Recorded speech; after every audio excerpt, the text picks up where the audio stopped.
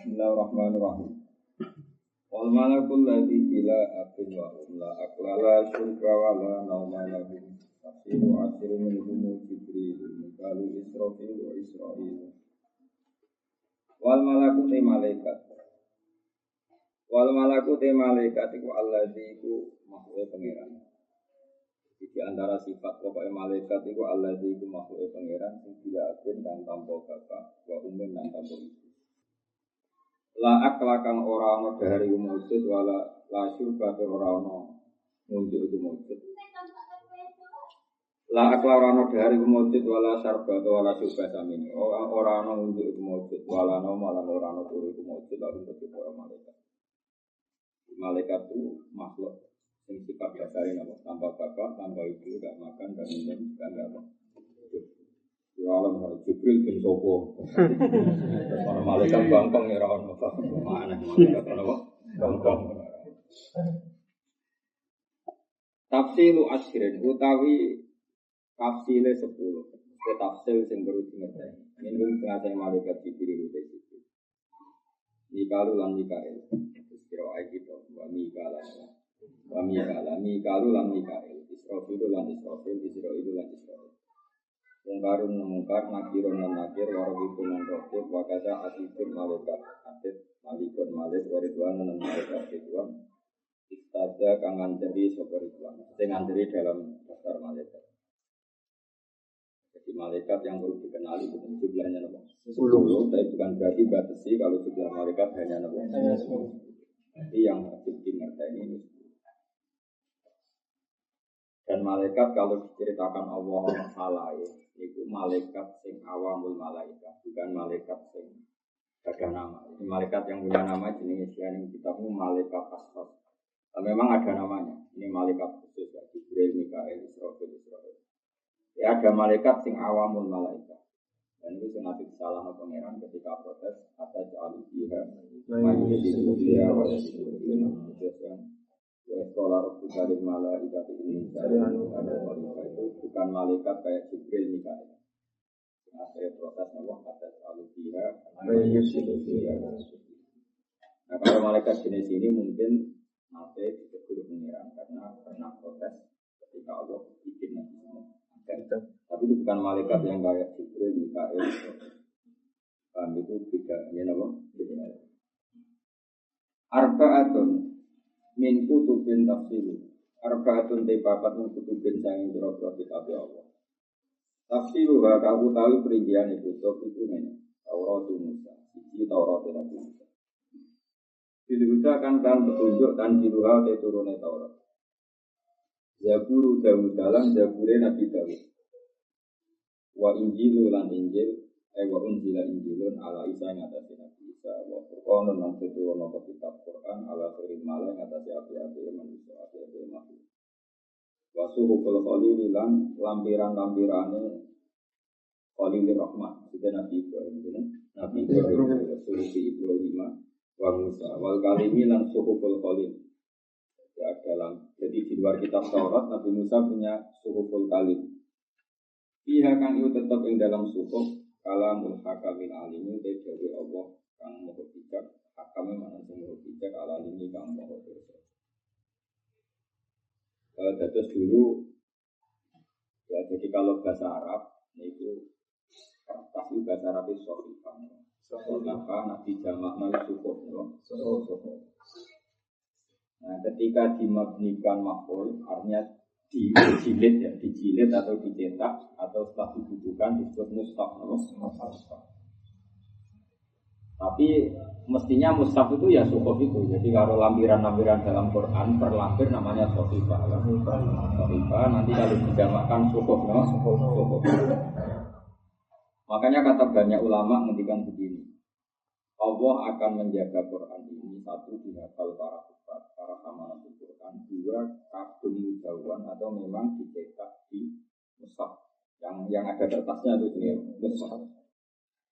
Sebab Allah mensifati Rasulullah Muhammad dengan status Rasulun minallah yang Rasulullah bahwa Rasulullah adalah seorang Rasul yang membaca lampiran-lampiran suci.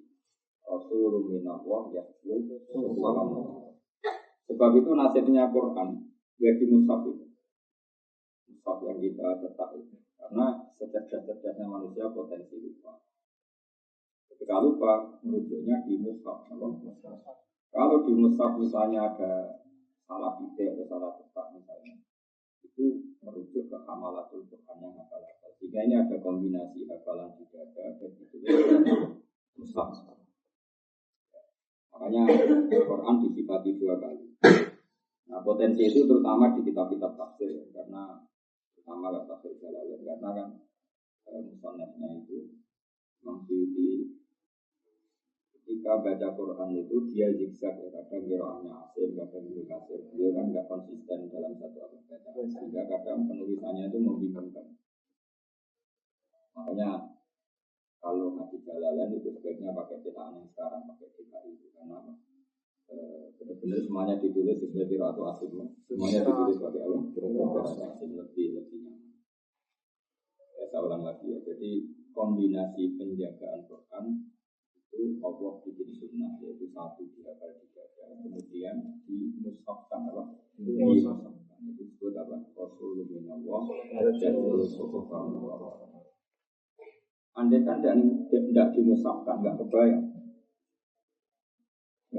karena Rasulullah ketika wafat itu tentu banyak riwayat mulai riwayat yang absolut yang sah sampai riwayat hoax kayak riwayat-riwayatnya orang Syiah itu macam-macam. Jika dibutuhkan otoritas yang otoritas yang lengkap, yang akurat, yaitu lampiran-lampiran yang ketika Nabi Sugeng didiktekan kepada para sahabat. Kemudian lampiran yang di dokumen Nabi tadi di kamar beliau diambil oleh Abu Bakar. Jadi Abu Bakar itu tidak mengarang Quran sama sekali. Dia hanya mengumpulkan lampiran-lampiran yang ada di kamarnya kan. Hanya disebut mushaf, memang sudah ada lampirannya. Dan bukti bahwa teori ini benar adalah Allah mensifati Rasulullah itu Rasulullah ya ini ya, jadi orang Syiah itu salah besar ketika ngomong Abu Bakar itu ngarang Quran itu tidak mungkin karena lampiran-lampiran itu didhawuhna Quran. Padahal Quran itu azali. Artinya Abu Bakar sudah jelas menemukan mushaf itu ada di Nabi. Ada di Nabi. Buktinya apa? Nabi Rasulullah itu disifati Allah Rasulullah ya seluruh suhufam bahwa Rasul ini pembaca mushaf apa? Artinya mushaf itu sudah ada. Kemudian mushaf yang sudah ada ini didokumentasi Abu Bakar, Umar, terus dimasalkan era Sayyidina Utsman. Karena Utsman yang berhasil memasalkan secara nasional terus disebut Rasulullah Utsman. Ya sebetulnya yang mulai Abu Bakar, cuma jadi masif secara nasional itu era Sayyidina Utsman. Jadi jelas ya. Jadi mushaf itu zaman Nabi Muhammad Sallallahu Alaihi Wasallam. Abu Bakar hanya mengumpulkan, tidak ada intervensi sama sekali, tidak ada perubahan sama sekali. Ya, jelas karena Nabi disifati Allah sebagai Rasulullah. Rasulullah itu siapa? Rasul yang membaca lembaran-lembaran suci. Tentu bacanya Nabi dengan kita. Kalau kita baca kan dari tidak tahu, kemudian baca jadi ingat. Kalau Nabi tidak, karena beliau tidak bisa baca kayak kita, tapi ditakdir bisa. Jadi tidak baca kayak kita, karena beliau khusus ya umi, tapi bisa baca. Tapi itu kan kata tulisan. Rasa takut caranya biar kira Nabi tetap. Waktu kali aku melarat caranya juga, biar raiso mikir orang juga kok takut. Jadi rasa takut pokoknya Rasulullah ya itu waktu lumatis kabeh perkara atakan teko iklan atakan rawuh iklan masuk Rasulullah iku pakak sih waktu lumatis kabeh perkara atakan rawuhno iklan masuk Rasulullah pakak mongko te keharusane mah orang Jawa sadune iku atas ilmu kita nyerah ora sabuk protes atau kaburu lan buat tompo apa saja yang Nabi membawa ajaran ke kita ya sudah kita taslim saja kita terima enggak usah kakean ya sudah seperti itu. Imanuna biyaumin akhirin wajab wa kulli ma ata bihi minal ajab. Imanuna utawi oleh iman kita.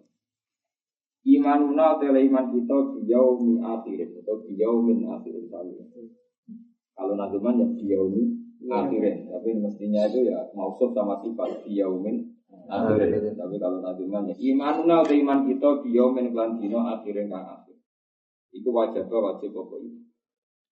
Karena itu yang membedakan kita dengan komunis. Kalau orang komunis ngira mati ya selesai. Pembeda kita adalah kita tahu bahwa setelah mati ada hari akhir, maksudnya ada hari pembalasan bahwa hidup ini bukan yang terakhir. Imanuna iman kita biyomin lan dina akhirin kang akhir wajib pokok ini. Wakul lima lan iman lan sakabehane perkara. Wakul lima imanuna bikul lima. Jadi kul lima atap yang biyaumin apa? Atap bener apa? Biyaumin. Wakul lima lan iman kita kelawan apa wae. Wakul lima lan iman kita kelawan apa wae. Kana kang ana apa mak. Ihi biyaumil akhir. Ihi biyaumil akhir. Minal ajati sanging pira-pira barang sing gawono. Minal ajati sanging pira-pira barang sing gawono. Jadi iman dengan hari akhir itu wajib dan juga harus imani sesuatu yang dahsyat, yang ajaib yang akan terjadi di hari akhir. Misalnya gini ya, di Pulau Terang orang Islam itu dilatih logika yang absolut itu mesti. Jadi misalnya Allah menciptakan kalian semua, sekarang jumlahnya miliaran, manusia sekarang kan jumlahnya miliaran. Itu dari satu gen yang bernama Nabi Adam. Berarti Nabi Adam satu orang, di punggungnya itu ada satu sperma atau gen, yang gen itu nanti akan menjadi orang bermiliar-miliar ila yaumin qiyamah. Artinya Allah punya kemampuan bikin manusia yang miliaran itu dari gen satu orang. Berarti kayak apa?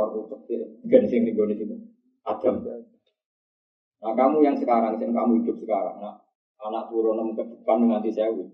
Berarti di punggung kamu sekarang juga ada calon 1.000 orang. Apa? Ada calon 1.000 orang. Itu betapa rumitnya, Pak.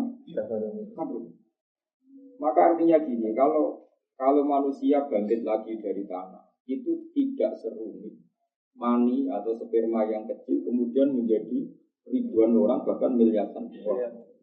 Artinya itu menjadi kesaksian kita betapa Allah itu qadir, betapa Allah itu mampu, betapa Allah itu kuat. Kuasa Adam yang satu menyimpan gennya bermiliar-miliar orang ila yaumil dan gen per orang itu desain khusus.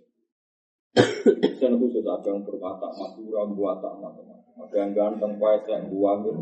Itu kan milah-milahnya susahnya kayak apa? Dan Allah bisa. Nah, dengan reputasi Allah yang seperti ini harusnya tidak mengagetkan ketika Allah disifati mampu membangkitkan orang dari kubur. Harusnya. Nah ini pikiran normal, apa? Pikiran normal. Nah yang tidak normal yang apa? Ya yang PKI, yang komunis, yang meragukan hari kebangkitan kita. Tapi orang komunis atau orang kafir Mekah zaman itu malah Muhammad aneh. Masa orang sudah jadi anak kemudian bisa bangkit lagi? Mereka malah bilang Muhammad yang aneh. Kata Allah, wa in ta'jab fa'ajabum qawlum aidza bitna wa kunna turaban a inna la fi khalqin jadid. Yang aneh itu mereka. Allah yang punya reputasi seperti itu dibilang enggak mampu, itu otak yang aneh. Itu kan ibarat gini ya, ada teknologi Jepang bikin mobil itu canggih, bikin pesawat canggih. Kemudian setelah mobil itu hancur, terus kamu bilang gini, produsen mobil ini tidak bisa bikin mobil kayak gini lagi. Itu otak aneh apa enggak? Aneh kan? Mobil sejelimet itu punya kecepatan seperti itu, ada AC-nya, ada apa macam-macam lah. Kemudian dengan segala kecanggihan teknologi, setelah kecelakaan hancur, ada orang komentar, ini produsennya nggak mungkin bisa bikin seperti ini lagi, aneh kan? Aneh kan? Sama. Manusia dengan segala kecanggihannya, matanya bisa melihat, urat-uratnya aneh, bisa ngelola apa saja. Kemudian setelah hancur, ada orang komentar, pembuatnya ini nggak bisa bikin lagi, itu aneh kan? Makanya kata Allah yang aneh itu mereka bukan Islam yang aneh itu. Makanya komunis itu makhluk aneh. Wah, pengeran yang dikatakan apa? Wa inta ajab, ajabum qawluhum aidza kunna turaban inna la fi. Jika sama-sama aneh, pasti aneh itu dianggap nyeleneh tidak benar. Justru aneh mereka. Karena apa? Menvonis produsen manusia, yaitu dalam hal ini Allah, tidak mampu menciptakan lagi dengan reputasi yang panjang. Terbukti bisa menciptakan, karena di produsen mobil terbukti panjang bisa menciptakan canggih. Kemudian sekarang saat kamu komentar produsennya nggak bisa bikin lagi, itu kan aneh, apa? Makanya tapi tadi malah orang komunis bilang kan tidak sih, yang aneh itu. Hanya caranya iman gimana? Caranya iman adalah terlatih terus Ya, beriman ngelatih terus kudure Allah, apa? Ya caranya gampang, pakai ayat-ayat yang gampang saja. Misalnya inna wa la yastahi ayat tiga masalah ma'ba'u. Allah itu bisa bikin nyamuk. Kayak apa nyamuk itu kecilnya? Sudah kecil nyamuk itu ya punya telur. Terus kecilnya kayak apa? Terus punya jantung. Jantungnya seberapa kecil? Jantungnya punya urat. Lalu uratnya seberapa kecil?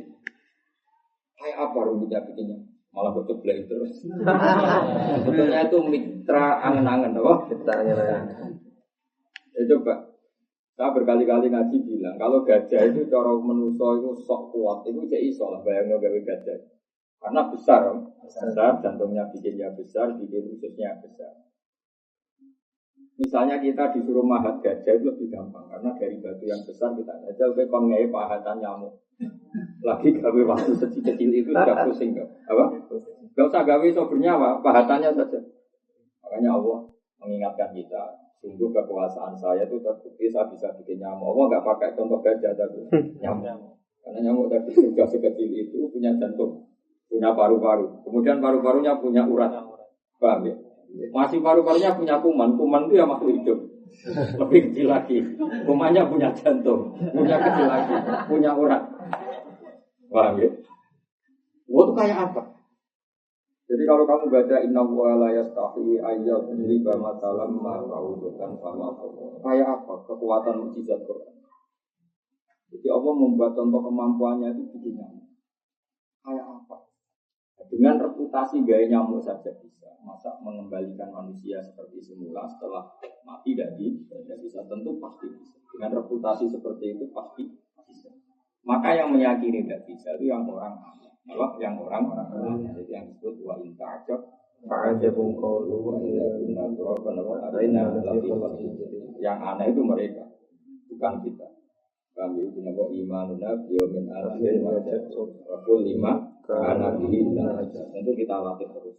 Ya kita latih dengan nador di malaku di samawati wal ardi kuling dulu nada di samawati wal kita berpikir terus apa yang terjadi di langit ini. Yang terjadi adalah semua bukti pertunjukan kekuasaannya Allah Subhanahu wa taala. Yang disebut apa ya tanazzalul amru bainahunna kita alamu anna Allah ala kulli syai'in qadir wa anna Allah qad ahata bi kulli syai'in.